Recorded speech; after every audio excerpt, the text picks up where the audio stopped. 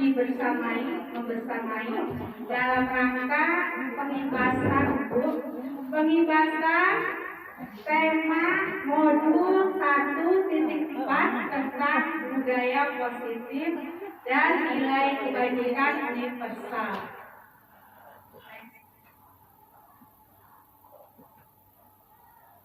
Ya, kegiatan ini saya dibersamai oleh Bapak Ibu Mulyana dari Ciamis dan Ibu Mupliha. Baik,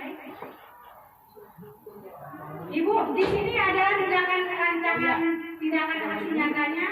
Saya sudah berizin dengan kepala sekolah Ibu, dan saya minta dukungan juga dari ibu-ibu semua. Saya izinkan. Ya, kita buat kesepakatan bersama ya Bu. Kegiatannya kita akan mengikuti kegiatan dengan bahagia. Bahagia ya Ibu ya. Bahagia. Kita juga melakukannya dengan tertib dan mengikuti kegiatan sampai selesai. Semangat ya Ibu. Semangat.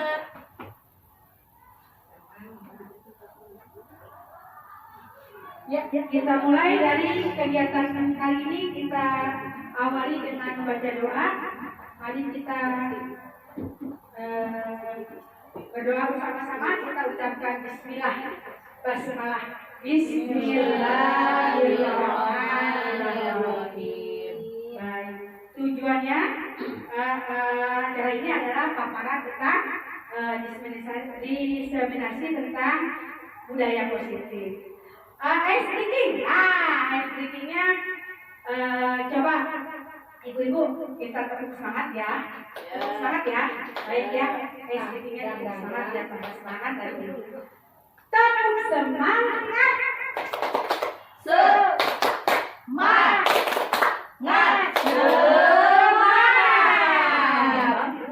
Tetap semangatnya. Begini Bu nih. Tepuk semangat. Ding ding ding, dang dang dang, dung dung dung, dang dang dang, ding ding ding, dung dung dung, dang dang dang. Se aha aha, ma aha aha, ngat aha aha. Semangat. Bisa nih Ibu? Bisa. Oke, dang dang dang dulu ya, dang dang dang dulu ya Bu. Yuk sama-sama ya, semangat ya Bu. Berdiri boleh berdiri. Semangat dulu. Berdiri. Apa yang berdiri? Letakkan kaki. Ya berdiri. Dang dang dang dulu Bu, dang dang dang. 1, 2, 3. Tepuk semangat. Dang dang dang. Ding ding ding. Dung dung dung. Dang dang dang. Ding ding ding. Dung dung dung.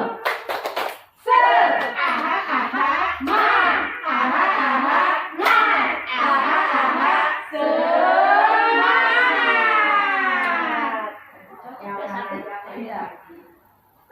Baik, kita lanjut ya Bu paparannya. Ini ya.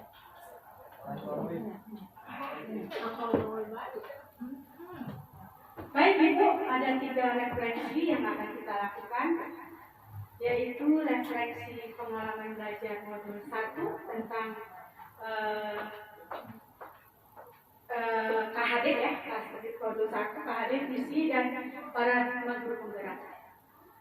Bu, perasaan saya setelah mengikuti guru penggerak, saya sangat bersemangat Ibu.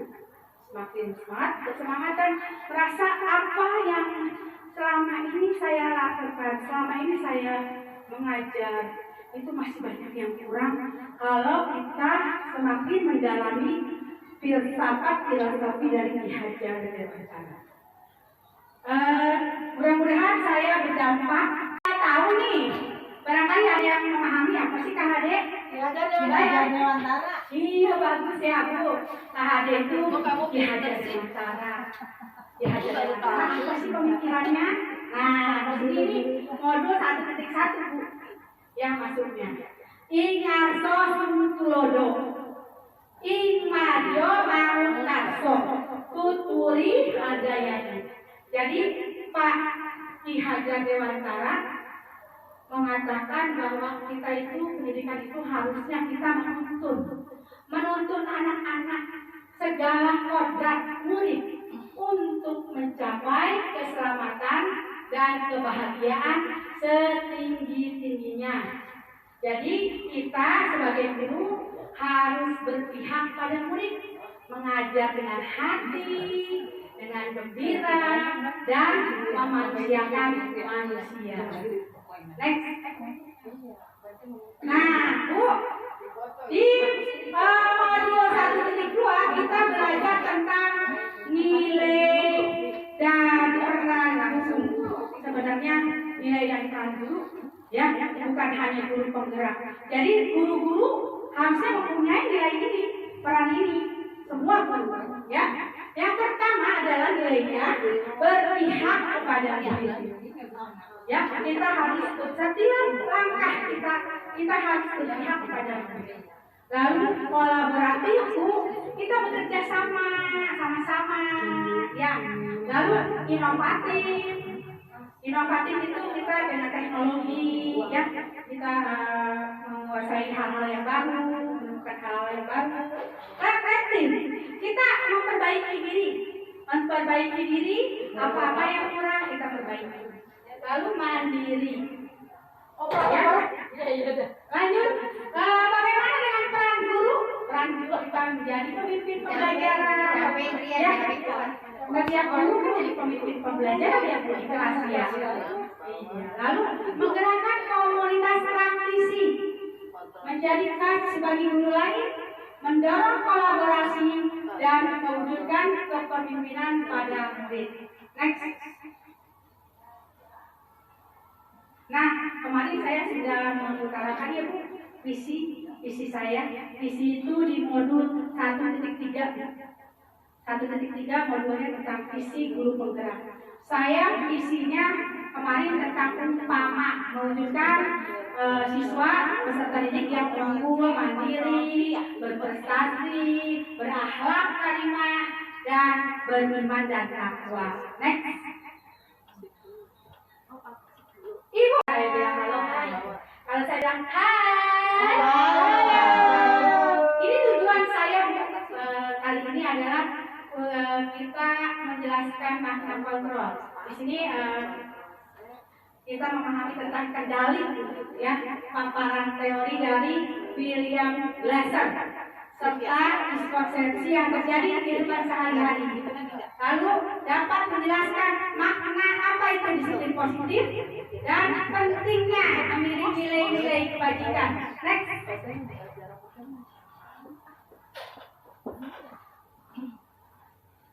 Ya, hari ini kita akan melakukan permainan, Ibu.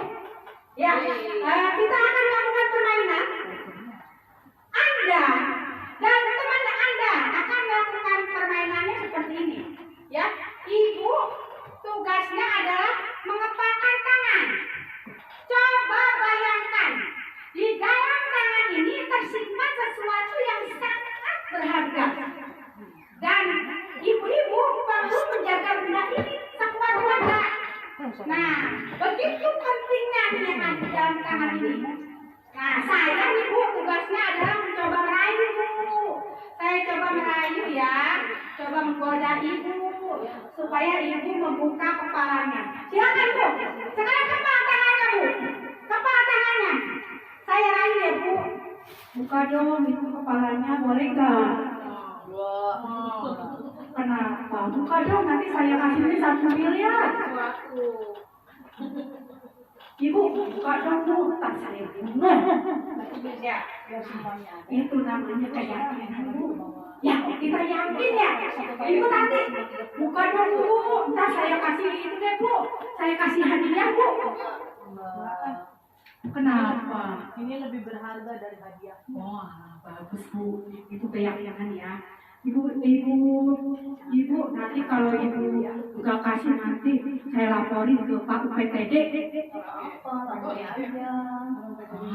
Salut nih, punya keyakinan semuanya. Ibu, bagaimana, Bu? Yang makan nggak mau tuh, keyakinan itu kan? Ya, itu namanya keyakinan kita, ya. Keyakinan. Ya, lanjut. Makan. Harga diri. Ketika kita menjaga barang yang di kepala kita, kita umpamakan ini iman dan takwa. Iman dan takwa. Kita disuruh melepaskan iman dan takwa. Kita mau tidak melepaskan iman dan takwa kita? Tidak. Seperti itu. Begitu juga dengan nilai-nilai yang ada ya kebajikan. Sebenarnya dari kepala tangan kita beriktibar tentang perlunya kita memegang teguh pendirian, tidak terpengaruh atas pendapat orang lain. Bila kita yakini bahwa kita itu benar, diibaratkan kita itu ikan yang berada di air laut. Walaupun airnya asin, tapi kita tetap tawar. Namun itu kadang-kadang baru teori ya Bu. Ya, kadang-kadang kita suka terpengaruh tidak Bu? Oleh lingkungan sekitar kita. Suka ya. Saya ingat dulu kata Bu Haji Emi nih, si Teor.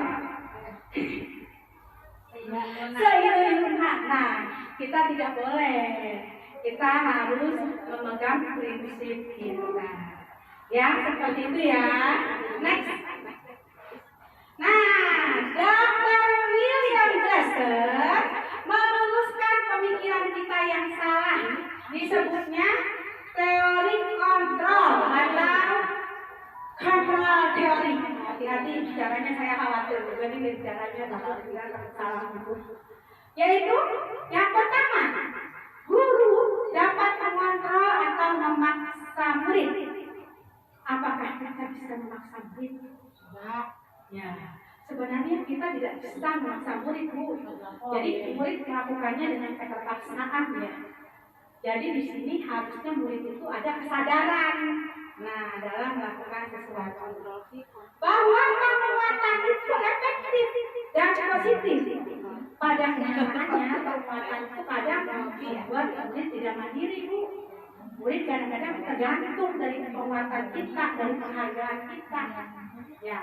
Lalu yang ketiga, kritikan dapat membuat kuat. Itu tidak selamanya, Bu.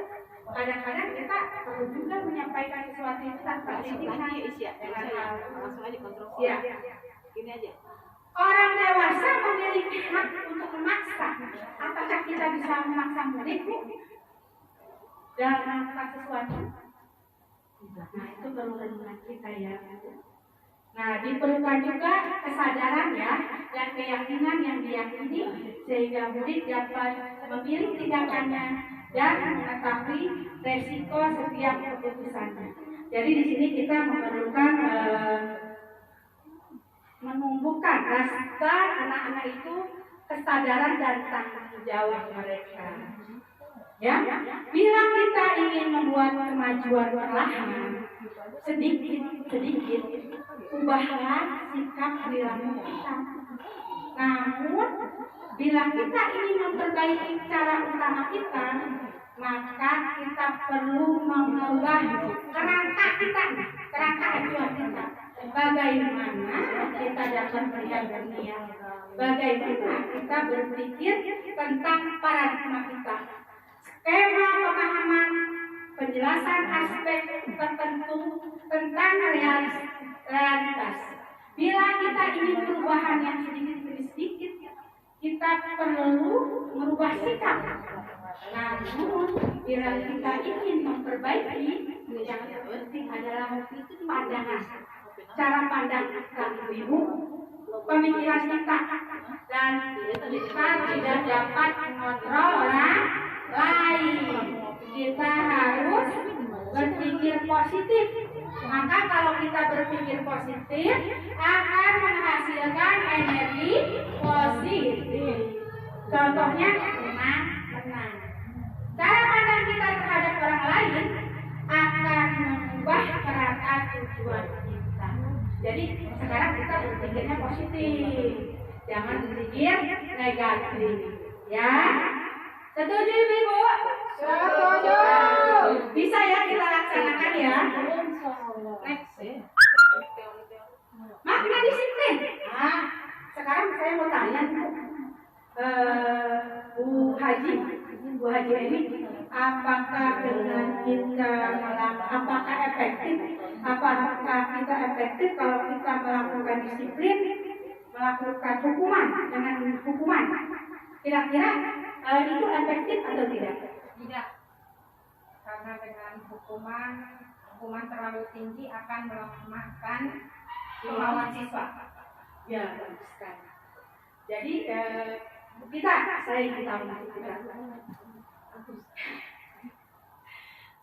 Bu Iis, apakah dengan penghargaan kita dapat menumbuhkan disiplin? Ya, bisa juga dengan penghargaan dapat meningkatkan rasa percaya diri siswa dan rasa bangga akan dirinya gitu. Baik, Kasih yang nanti dia kita ini saya jangan ditanya. ya, terima kasih Bu Iis. Maaf tadi tidak terlihat sampai tuntas. Ya. Baik, jadi nanti akan terlihat ya jawabannya ya Bu. Ya. Disiplin diri itu bertujuan untuk kita menjadi lebih baik ya Bu dari sebelumnya. Disiplin melakukan suatu peraturan atas dasar tanggung jawab penuh kesadaran. Nah, ini yang diharapkan oleh Ki Hajar Dewantara. Sekali lagi kita ini Ki Hajar Dewantara. Lanjut ya. Ini profil kader Pancasila. Dimensinya atau nilai-nilainya adalah beriman, bertakwa kepada Tuhan Yang Maha Esa, berakhlak mulia, mandiri, lalu apa Bu? Bernalar kritis, berkebinekaan global, bergotong royong dan kreatif. Nah, kalau ini dari primary yes program. Sikap murid, toleransi, rasa hormat, integritas, mandiri, menghargai, antusias, empati, keingintahuan. Next. Langsung aja itu udah kayaknya itu mah nggak usah. Tentang nilai-nilai kebajikan dari berbagai unsur ya. Next. Video kartonnya keren amat. Nah Bu, ini adalah ada 6 esensial nilai 6 esensial, yaitu empati, suara hati, kontrol diri, rasa hormat, kebaikan, toleransi dan keadilan. Nah, ini namanya nilai-nilai kebajikan yang perlu kita tumbuhkan kepada murid-murid kita. Next. Udah. Terus banyak ini udah jangan ini. Nah, sekarang kita ke keyakinan kelas Bu. Ibu-ibu di kelasnya pernah membuat keyakinan kelas kan ya? Iya. Kalau Bu Pita bagaimana caranya Bu? Cara membuat keyakinan kelasnya? Misalnya untuk menuliskan keyakinan di depan. Iya bagus. Lalu dikelompokkan ya Bu ya. Dikelompokkan. Jadi keyakinan kelas itu berupa kesepakatan dulu dengan anak-anak. Dengan konsekuensinya Bu, kalau bisa Bu. Apa itu konsekuensi? Konsekuensi itu hukuman, tapi hukumannya itu hasil dari kesepakatan bersama Antara guru dan murid. Misalnya nih, nah kamu kalau terlambat, kamu akan apa? Misalnya gitu. Dikasih seperti itu, jadi anak-anak tahu apa yang konsekuensi apa apabila dilanggar. Baik Bu, ini tahapan membuat keyakinan kelas. Di sini lihat daftar kebajikan yang telah disusun bersama. Tadi ya, nilai-nilai kebajikan yang tadi. Tentukan nilai kebajikan yang mana yang menjadi perhatian utama. Harusnya Bu, sekolah kita ada Bu, namanya keyakinan sekolah. Kesepakatan sekolah harusnya kita buat juga, ya. Sempurnakan beberapa daftar nilai kebajikan utama, lalu dibuat poster atau bisa dimuat di media sosial keyakinan kelas kita. Next. Nah Bu, ini adalah tentang segitiga restitusi yang kemarin saya praktikkan di sini Bu dengan anak murid. Namanya segitiga restitusi. Restitusi itu adalah kita mengubah suatu kesalahan menjadi suatu kesuksesan. Diperbaiki dengan cara apa? anak-anak itu ditumbuhkan rasa kesadaran ya Bu, kesadaran untuk mengganti yang salah menjadi yang lebih baik lagi. Begitu ya Bu. Next. Suatu proses dialog yang dijalankan guru atau orang tua agar dapat menghasilkan murid yang mandiri dan bertanggung jawab. Bu, ya. Ibu-ibu, ini adalah tahap-tahap segitiga restitusi. Yang pertama kita menstabilkan identitas. Yang kedua, validasi tindakan yang salah. Anak-anak dia tahu nih mereka itu telah salah melakukan suatu kesalahan. Apa salahnya biar anak-anak yang berpikir apa salahnya di mana gitu. Yang ketiga, menanyakan keyakinan. Next. Nah, Bu, di tahap menstabilkan identitas itu berdasarkan prinsip bahwa setiap orang itu punya salah. Setiap orang pernah membuat kesalahan dan kesalahan adalah bagian dari proses pembelajaran. Ya, kedua, setiap orang tadi pernah berbuat kesalahan. Lalu menggeser Bu, identitas gagal menjadi identitas sukses. Bagaimana caranya? Nanti kita lihat ya. Next. Berdasarkan prinsip. Yang kedua adalah validasi tindakan yang salah. Bagaimana caranya validasi tindakan yang salah?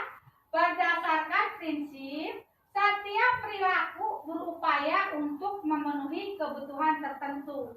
Misalnya di kelas lagi pada ramai, ada yang gebrak meja.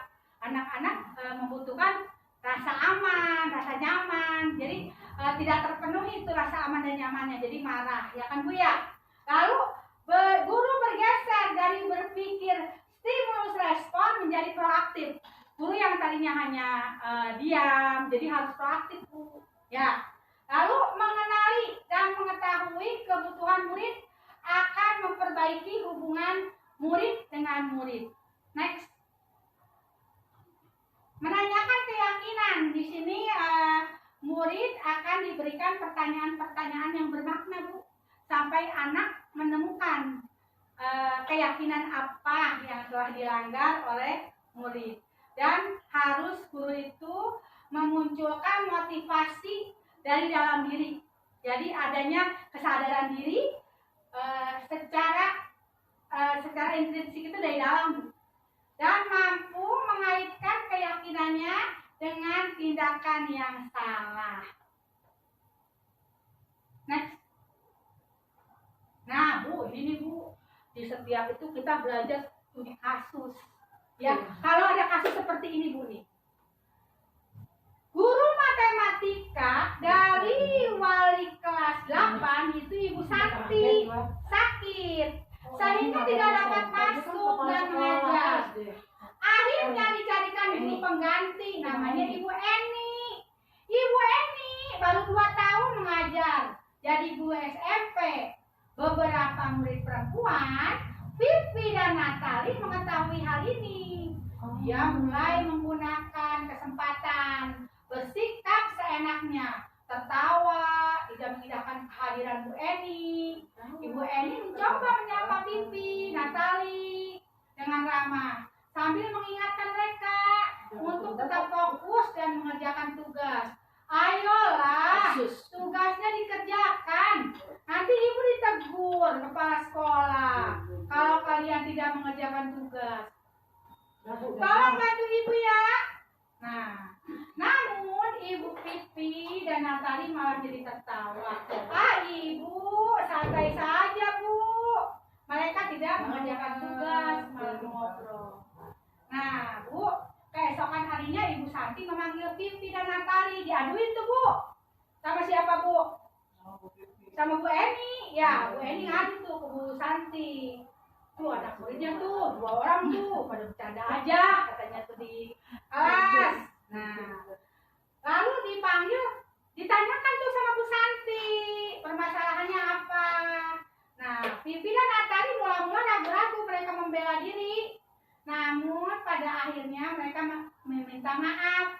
Tapi Bu, mereka minta maafnya melalui ini Bu, melalui email di sini tuh. Mereka minta maafnya melalui email kepada Bu Eni. Nah, kalau menurut ibu-ibu bagaimana nih sikap Pipi dan Natali? Bu Haji?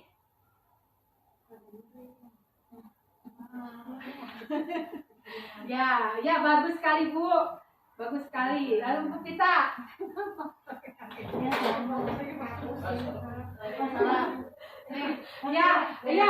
Itu namanya dia ini ya. Jadi ada kontrol, ada 5 posisi kontrol. Ya Bu. Di guru itu ada tipe penghukum, ada tipe teman, kontrol sebagai teman, ada yang si pembuat merasa bersalah, ada pemantau. Nanti kita merefleksi nih ke dalam diri kita juga, kita sifatnya seperti apa. Dan ada yang sebagai manajer. Yang sebagai manajer itu yang melakukan segitiga restitusi tuh Bu, ya. Nah, di sini nanti kita Bu bisa merefleksi diri kita. Ya Bu, apakah kita selama ini sudah melakukan unsur-unsur dari disiplin positif, budaya positif. Mari kita kembangkan Bu bersama-sama budaya positif di sekolah. Melalui apa Ibu-ibu? Melalui pembiasaan-pembiasaan. Ya, melalui pembiasaan-pembiasaan seperti bagus ya kita setiap hari Jumat sudah mengadakan sholat duha bersama. Senam hari Kamis. Nah, nanti kita kembangkan lagi Bu. Apa nilai-nilai seperti berbicara sopan Bu? Itu bisa kita kembangkan supaya anak-anak anak-anak itu tumbuh untuk berbudaya sopan. Senyum, salam, sapa itu bisa kita kembangkan. Setuju Ibu-ibu? Setuju. Baik Ibu-ibu, ada yang perlu didiskusikan tidak Bu?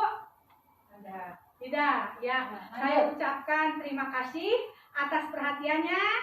Semoga kita semua dapat menjalankan budaya positif di sekolah kita ya Bu. Iya. Yuk kita ucapkan hamdalah bersama-sama.